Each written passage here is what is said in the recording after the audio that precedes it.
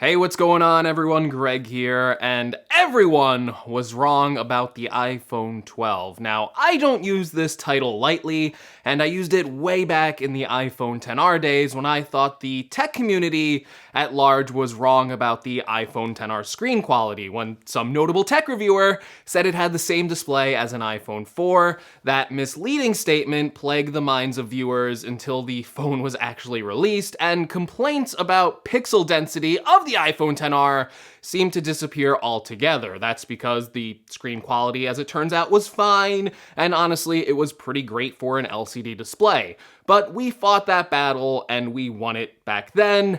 Now I'm here to tackle another controversy this year that seemed relevant months before the iPhone 12 and iPhone 12 Pro were even announced. Yes, an iPhone controversy before Tim Cook even took to the stage to show off these brand new phones. This controversy was in regards to the rumors swirling around that the iPhone 12 and 12 Pro would not support 120Hz displays, and that without this 120Hz display, the iPhone 12 would not be worth it compared to competing Android phones, many of which have a fast refresh rate display. For those of you who don't know, a display's refresh rate is how many times it displays an image on screen in a second. So a 60Hz refresh rate will display an image 60 times per second. The 60Hz refresh rate is a pretty common standard amongst the industry. Chances are most of the displays in your life run at 60Hz. However, in recent years, we've seen a move to high refresh rate displays, some going a half step to 90Hz, while others are going full throttle at 120Hz displays. These faster refresh rate displays show more images a second than your standard 60Hz display, and in turn, make the display appear smoother to the eyes. The easiest way to see this difference is when you're doing something like scrolling through content on, say, a website or through your Twitter feed, or while viewing animations for launching apps or using gestures on the display. Everything appears smoother and more fluid than what you would get on a standard 60Hz display. The biggest area where you would probably see a real-world benefit with this technology is in gaming, especially games that require fast, twitchy, precise actions, where even the slightest bit of delay in the screen's image could lead to a performance downgrade. As you've probably figured out by now, the iPhone 12 or the iPhone 12 Pro does not support this faster 120Hz display technology. But Greg, why doesn't Apple implement this technology when so many smartphones from Android have it?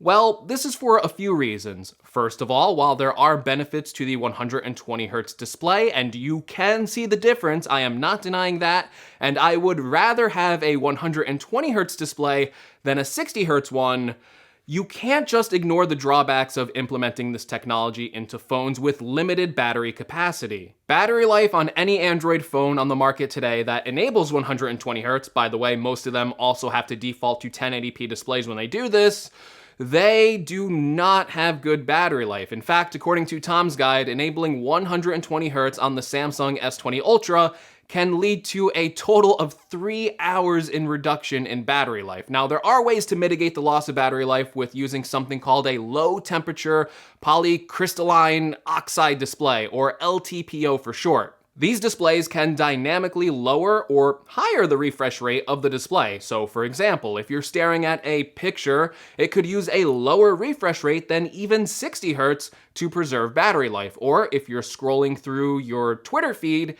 it can then ramp that up to 120Hz so you get the full effect of a fast refresh rate display and mitigate some of the battery loss you would get without this technology. In fact, Apple already does something similar with their iPad Pros, but they use an LCD display where this process is easier to do, and the components for them are not in short supply like they are with the new technology in LTPO displays. LTPO displays are currently being manufactured by Samsung, and let's just say they do not have enough scale for the capacity demands to meet high iPhone sales. So while Samsung can easily put them on their phones, especially at the high-end flagship ones that won't sell nearly as many units as an iPhone 12, it would be impossible for Apple to implement these on the iPhone 12 in the volume that they expect to sell them. And this is what so many people misunderstand about the iPhone 12. Apple isn't trying to pull one over on you or deceive you in any way. They had a decision to make, and that decision was, do they enable a faster refresh rate on the iPhone 12 without an LTPO display and risk the consumer seeing lower battery life, or do they hold the feature until it's ready? Well, if you know Apple, their approach is 1,000 no's for every yes, meaning even though a feature might look good and might demo well, if it's not ready for prime time, if it's going to lead to a worse consumer experience, it's better to say no and wait for the technology to get better rather than ship it at an imperfect state to millions of consumers. Millions of customers, by the way, who according to research prioritize features like battery life, camera quality, and years of software support as their #1 reason to upgrade their phones. You'll notice display refresh rate is not ranked highly on that feature list for the average consumer, especially with Apple shipping their first 5G phone, which notoriously drains battery life when you're using a 5G signal. Apple could ship a 5G 120Hz phone with poor battery life and give the user the option to toggle those settings on or off, or disable them by default, or they could ship a 60Hz iPhone 12 with 5G while preserving the battery life because so many reviewers praise the battery life on the iPhone 11 and the iPhone 11 Pro. Apple rightfully chose the latter, and while you might have wanted the option to toggle 120Hz as an option on your iPhone 12, Apple is also a company that is controlling. Again, that's for better or worse depending on your philosophy. Apple likes to make decisions on which technology they implement into their phone and try their best to make sure consumers don't have to toggle and manage settings in the phone to get the best experience. Apple wants to ship a product that, and this is such a cliche at this point, a product that just works. Now, yes, I will admit, a 120Hz display is better than a 60Hz display. And if we were just judging products off one feature, many of the critics of the iPhone 12 would be right. However, we are judging one feature. A phone or any product is really a choice of not one feature, but many features, many different decisions and focuses that go into a product. So while a lack of 120Hz may be a checkbox in the cons section, and that's a fair assessment to make, probably one I would even make in my own review, you can't ignore the other features that could make up a list of pros. Because the iPhone 12 isn't just an iPhone 11 with squared edges. There's new features that went into this product that may make it a superior product over the competition. Sure, it doesn't have a fast refresh rate display, but it does have a brand new magnetic MagSafe system of attachments, which I think look incredibly cool and functional. And that type of functionality, to me, looks like something that might be more superior than just a faster refresh rate display. You also look at what Apple is doing with the iPhone 12 mini, where, let's face it, all smartphone manufacturers have been ignoring smaller flagship devices for years, and there's still a large segment of the market that values a smaller form factor above other features. Would you really tell someone who wants a smaller, modern phone to skip the iPhone 12 mini just because it lacks a 120Hz display when the most important feature to them is the size of the phone itself? Not to mention other features like a new camera system, one that can shoot in Dolby Vision, which literally no other smartphone can do.